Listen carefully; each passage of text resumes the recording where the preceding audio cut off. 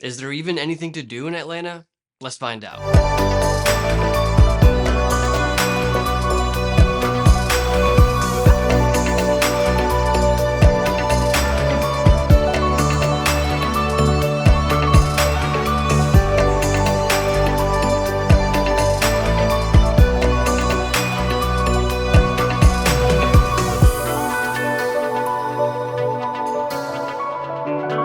Atlanta really has a ton of things to do. So let's start off with talking about some of the nature things that there is to do in and around the city of Atlanta. Then we'll talk about some of the mainstream attractions that we have here in Atlanta, and then also some of the more famous touristy attractions that we have in the city of Atlanta. When it comes to nature, there really is no end of things to do in and around the city of Atlanta. The North Georgia mountains are really only about an hour or two north of the city of Atlanta. Cities like Blue Ridge and Ellijay and Helen are some very great places to visit, especially during the fall. The leaves changing colors there in the North Georgia mountains is one of the most amazing sights. But even during the wintertime and during the summertime, the North Georgia mountains are really exciting to spend time there.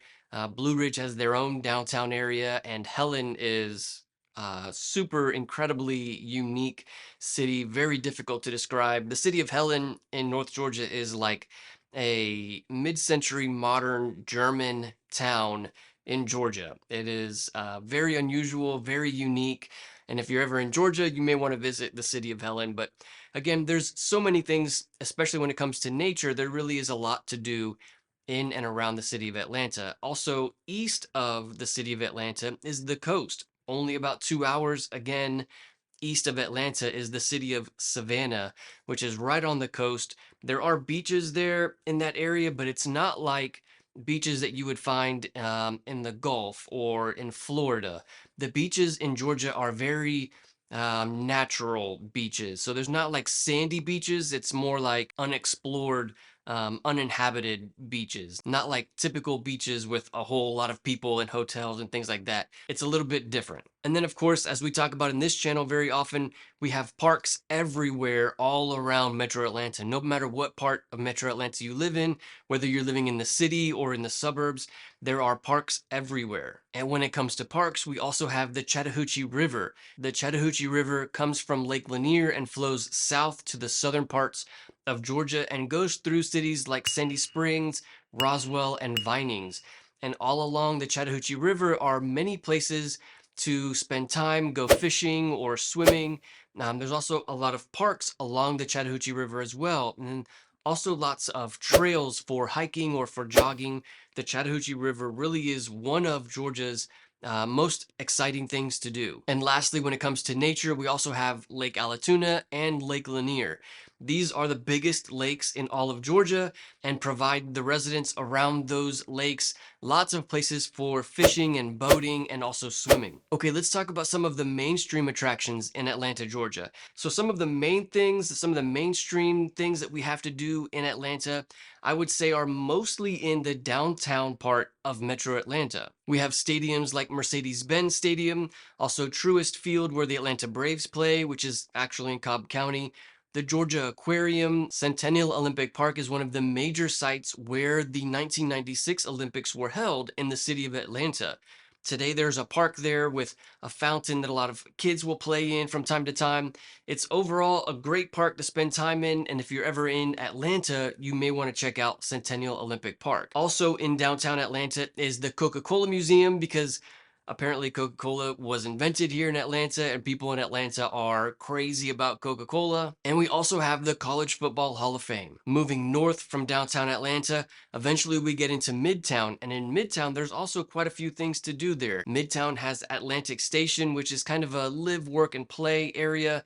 They have some condos there for renting and for owning, and they also have lots of shops and restaurants. Overall, Atlantic Station is a very fun place to hang out, and if you're ever in Midtown, I would suggest Atlantic Station. And then just east of Atlantic Station is Piedmont Park. Piedmont Park is arguably the biggest park in the city of Atlanta. There are lots of trails there for biking and hiking. There's also a lake there in Piedmont Park, and overall Piedmont Park is a great getaway from the busy lifestyle of the city of Atlanta and you get away to this really nice, quiet, peaceful park, which is a great change of pace for the city of Atlanta. Okay, but what if you're not in the city of Atlanta? What if you're in one of the suburbs of the city of Atlanta? Well, keep in mind that overall, the most common demographic that lives in the suburbs of Metro Atlanta are families. So the suburbs of Atlanta are not like the city of Atlanta. It's not going to be as busy. There's not going to be as many things to do in the city of Atlanta. What is most commonly found in the suburbs of Atlanta are things that are more family friendly, family oriented. Many of the cities of Metro Atlanta have amphitheaters and parks. These are the kinds of places where lots of families will go, especially in evenings and weekends. There are also lots of farmers markets. There's a farmers market in Marietta. I know there's a farmers market in Duluth, pretty much always on Saturdays.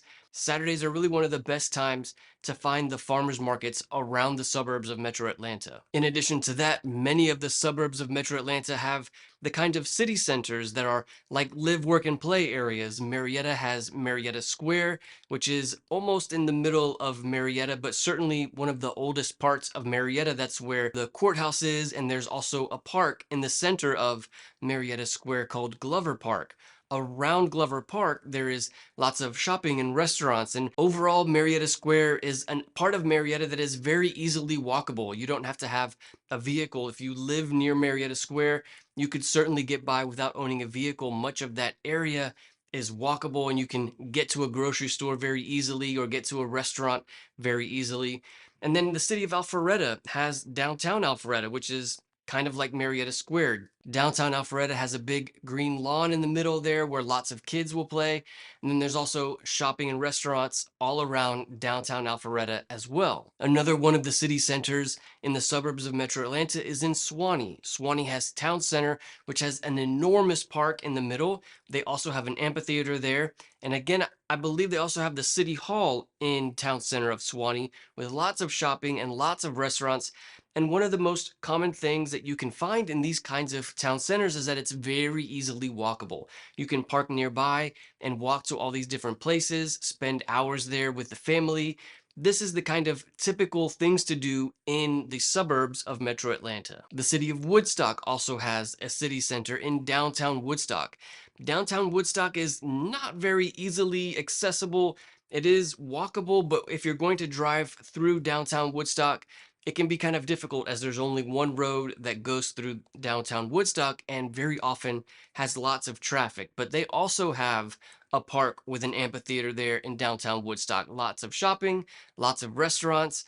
And so a great place to spend time, downtown Woodstock. Overall, the city of Woodstock is one of Atlanta's best suburbs. They have excellent home values. If you want to know more about what it's like to live in Woodstock, Georgia, click on this video. I'll see you there.